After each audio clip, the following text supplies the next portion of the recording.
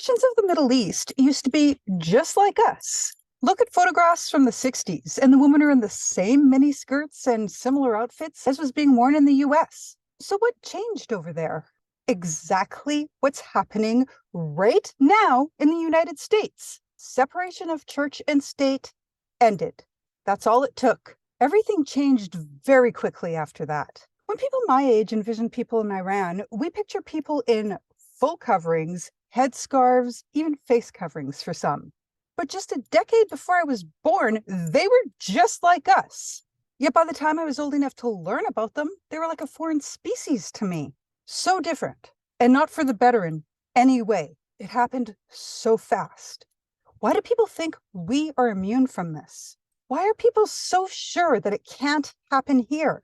For the past 20 years now, I've talked about how it can and will happen here if hard stances aren't taken against it. And now, here we are. The wall isn't just already broken, it's gone altogether. All a person has to do is plead their way up to the Supreme Court, and they can now cross that church-state separation line all they want. It's all but over at this point. The only way out is to expand the court and get people who actually follow the Constitution, that thing they take an oath to follow, in the newly made spaces. Or to impeach the current judges who obviously lied when applying for their positions. Every one of them said they were not going after Roe, and every one of them promised to uphold the Constitution. And now almost every one of them has officially broken both. It is happening here.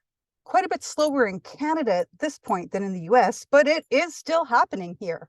There can't be freedom without separation of church and state, period. Religious nationalism is the absolute downfall of a free society. It just takes one look at the history of other nations to see that religious nationalism is the opposite of a free society.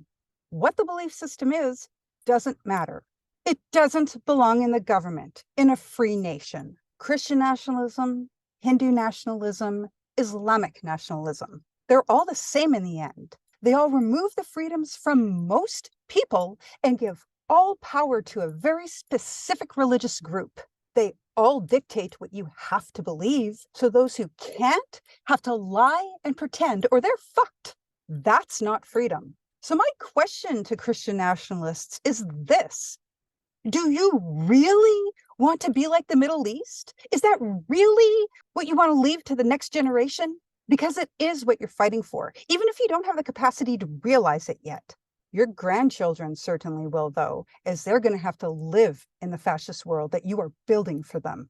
Just look at the history of religious nationalism in other nations. We are not immune. Be skeptical, damn it.